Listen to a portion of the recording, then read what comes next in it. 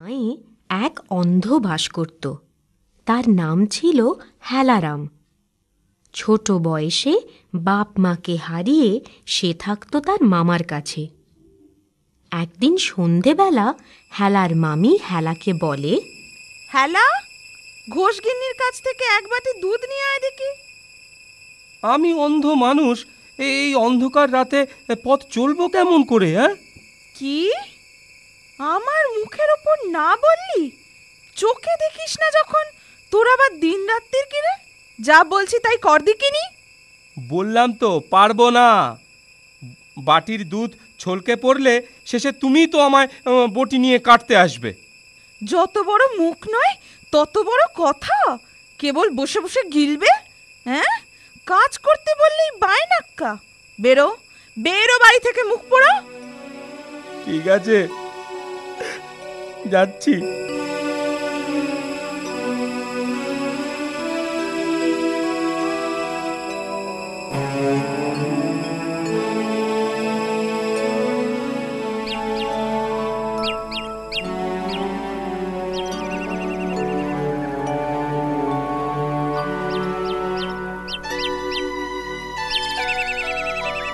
আর চলতে পারি না, এইখানে একটু বিশ্রাম করে নি। এইখানেই বসি। কে রে, আমার পিঠে বসলি? কানা নাকি? এই সত্যি সত্যি আমি চোখে দেখতে পাই না, তাই ভুল হয়ে গেছে, আমায় ক্ষমা করো ভাই। কিন্তু তোমার পিঠটা অমন উঁচু কেন ভাই? উঁচু মানুষের পিঠ উঁচু হবে না তো কি সোজা হবে? পিঠে এই কুঁজ আছে বলেই না আমার এত দুঃখ। ভালো মতো চলতে পারি না, কাজ কাম করতে পারি না বলেই না আমার সৎ মা আমাকে ঘর ছাড়া করেছে। তোমাকেও তাড়িয়ে দিয়েছে? আমি অন্ধ বলে আমার নিষ্ঠুর মামিও আমাকে দূর করে দিয়েছে। তুমি কুঁজো আর আমি অন্ধ, আমরা দুজনেই ঘর ছাড়া, দুজনেই বড় দুঃখী মানুষ গো। তোমার নাম কি ভাই?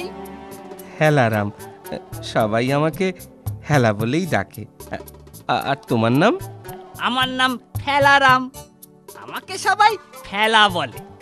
আর দেখো, এই হেলা ফেলাকে নিয়ে সবাই হেলা ফেলা করে, দুও দেয়।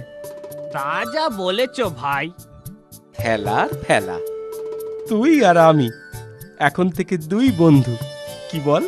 হ্যাঁ বন্ধু, তুই চোখে দেখিস না আর আমার কুঁজের ভারে চলতে কষ্ট হয়। আমি তোকে কাঁধে নেব আর আমি তোকে পথ দেখাবো। ভোর থাকতে থাকতে চল রওনা দি, ভিন দেশে গিয়ে দেখি ভাগ্য ফেরে কিনা। কি বল হেলা? তাই চল ফেলা।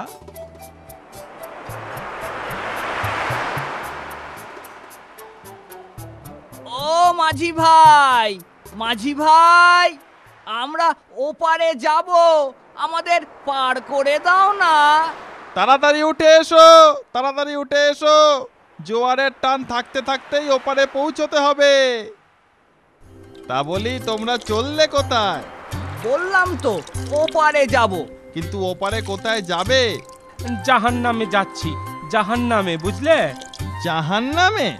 তা ট্যাকে টাকা কড়ি আছে তো? পাড়ের কড়ি গুনতে হবে যে। সত্যি বলতে কি মাঝি ভাই, মানে আর বলতে হবে না, আমি বুঝেছি। চলো, যে পারে চিলে সেখানেই ফিরে চলো। টাকা নেই, কড়ি নেই, মাগনা পার করবো ভেবেছ? আরে করো কি মাঝি ভাই, অমন করো না, দয়া করো, দয়া করো ভাই। মাঝ নদীতে এসেই পড়েছি, এখন ফিরতে গেলেও তো অতটা পথই পার হতে হবে। দয়া করে ওপারেই নিয়ে চলো না মাঝি ভাই। একদিন দেখো, আমরা এই ঋণ ঠিক শোধ করে দেব, ঠিক শোধ করে দেব, দেখো। ঠিক আছে, ঠিক আছে, ঠিক আছে। তোমরাও টাকা কামাবে আর আমিও টাকা পাবো। যত সব আশা দুরাশা। আমি মুখ্য হতে পারি কিন্তু বোকা নই। তোমার অসীম দয়া মাঝি ভাই। ভগবান তোমার মঙ্গল করবেন।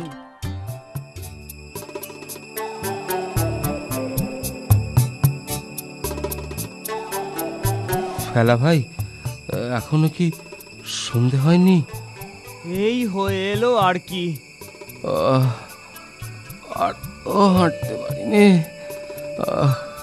আমার খুব খিদে পেয়েছে। কাছে পিঠে কোনো বাড়িঘর দেখতে পাচ্ছিস হেলা? ওই যে মাঠের মাঝে একটা খড়ের বাড়ি দেখা যাচ্ছে, ওখানেই চল হেলা। চল চল চল চল। তোমরা কারা? কি চাও? কোন দেশ থেকে এসেছ? আমরা বড় অসহায় বাবা। আমি কুঁজো ভালো করে চলতে পারি না, আর ও অন্ধ, চোখে দেখতে পারে না। আজ রাতটুকু একটু থাকতে দেবেন বাবা? কাল থেকে কিচ্ছু খাইনি, আমাদের কিছু খেতে দিতে পারেন? আমি কিন্তু জাতে ধোপা। আমরা জাতপাত মানি না বাবা। হ্যাঁ রে ফেলা, পাখি ডাকছে। ভোর হয়েছে মনে হয়। হ্যাঁ হ্যাঁ, বাইরে আলো ফুটেছে।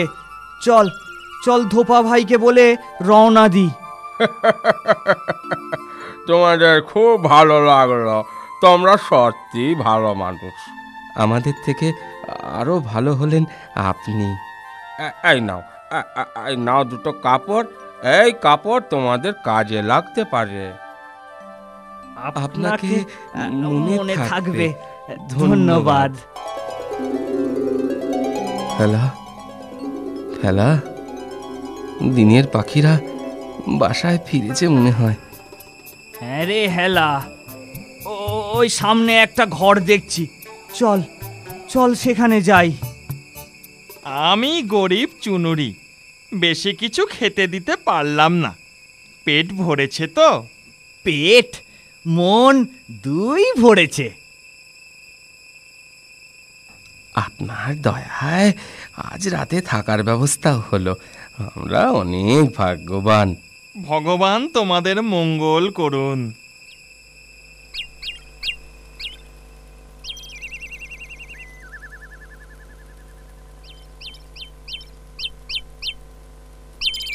এই গরিব চুনুরির তোমাদের দেওয়ার মতো তো কিছুই নেই বাবা। এই নাও, এই এক ভার চুন তোমাদের সাথে রাখো, যদি কোনো কাজে লাগে। ধন্যবাদ, আপনাকে কোনো দিনও ভুলবো না। ওই তো একটা ঘর দেখতে পাচ্ছি, ওদিকে চল, দেখি থাকতে খেতে দেয় কিনা। কিন্তু এভাবে কতদিন? এভাবে লোকের দয়ায় আর কতদিন বাঁচতে হবে ফেলা? যতদিন না কপাল ফেরে এভাবেই চলতে হবে। ওরে হেলা, ওঠ, আরে ওঠ, উঠে পড়, ভোর হয়ে গেছে। আজ তো তোর ঘুম ভাঙতেই চাইছে না, কি ব্যাপার বলতো?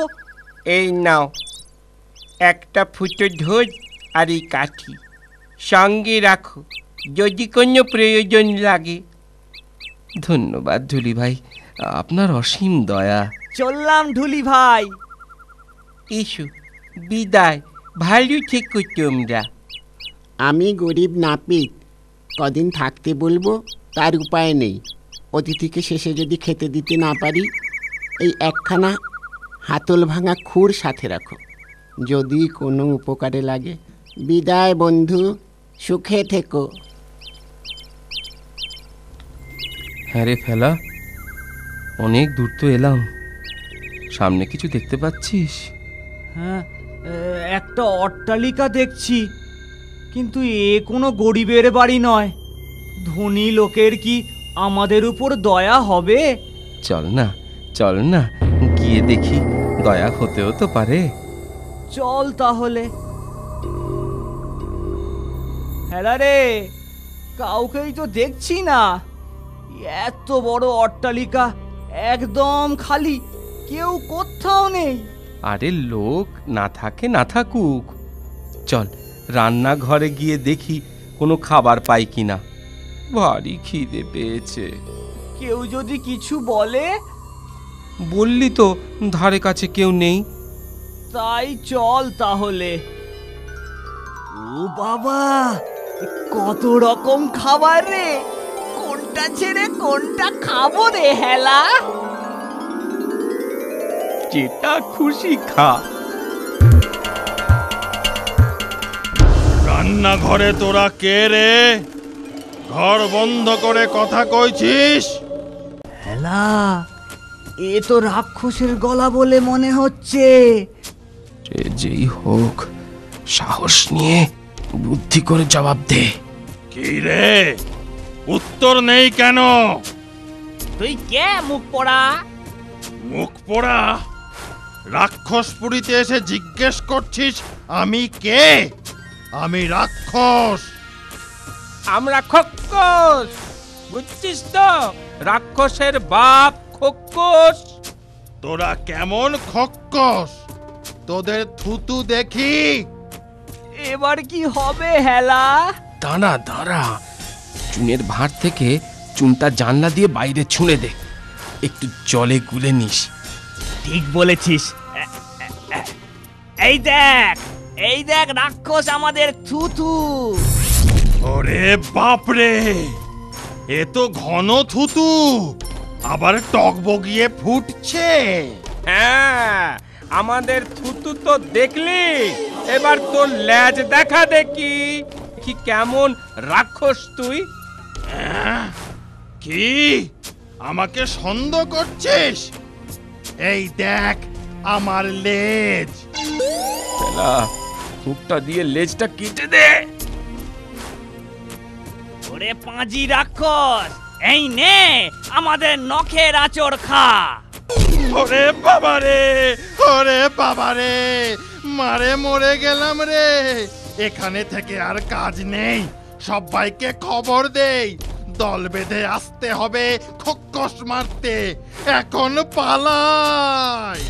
ওরে হেলা, খক্কসের ভয় রাক্ষস তো পালিয়েছে। ওরে হেলা, প্রাসাদে অনেক ধনরত্ন মোহর আছে। ধোপার দেওয়া ধুতিতে আর ওই ফাটা ঢোলটায় যত পারি মোহর আর রত্ন ভরে চম্পট দি।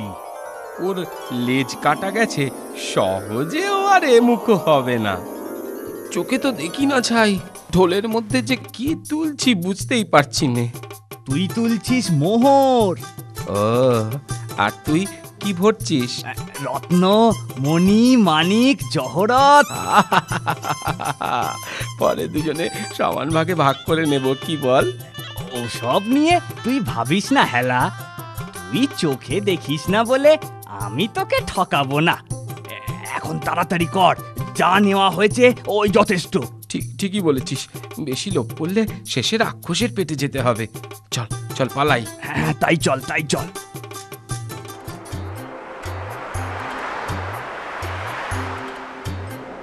ও মাঝি ভাই, আমাদের পার করে দাও মাঝি ভাই। বিনি পয়সায় আর আমি পার করতে পারবো না। আগে পারের কড়ি ফেলো, তারপরে পার করব। হ্যাঁ হ্যাঁ, এই এই নাও একটা মোহর।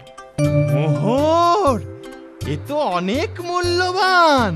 চলো চলো, তোমাদের পার করে দিচ্ছি, চলো। বাপের জন্মে মোহর কখনো দেখিনি, তোমাদের দয়ায় সেই মোহর আমি পেলাম। হেলা, আর ভয় নেই বল, মাঝি নদী পার করে দিয়েছে। এখানে রাক্ষসরা আর আসবে না, কি বল? তাই তো মনে হয়। তাহলে তাহলে এখানেই সম্পত্তি সব ভাগ করে নি। সেই ভালো, আমি তো চোখে দেখি না, তুই ভাগ কর। হ্যাঁ, এই দুভাগ করেছি। তুই কোনটা নিবি বল? পরে বলিস না আমি তোকে ঠকিয়েছি। এই ভাগটা না না, এ হবে না, আমার ভাগে কম পড়ছে যে। সে কি, তা অমন কম বেশি ভাগ করলি কেন, জেনে বুঝে? কি, আমি জেনে বুঝে কম বেশি ভাগ করেছি? হ্যাঁ, তাছাড়া কি, চোর কোথাকার। আমার চোর বললি? তবে রে কানার মরণ।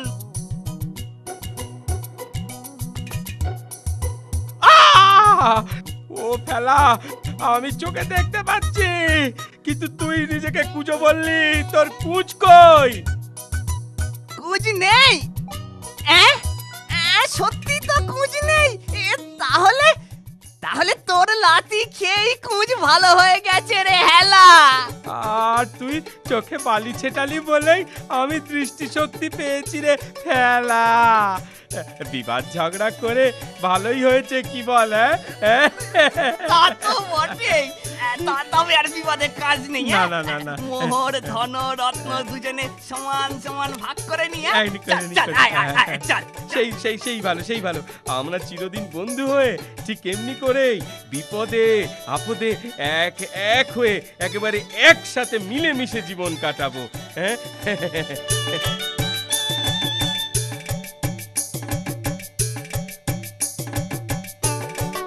এরপর হেলা আর ফেলা সংসারী হয়ে সুখে শান্তিতে পাশাপাশি বসবাস করতে লাগলো।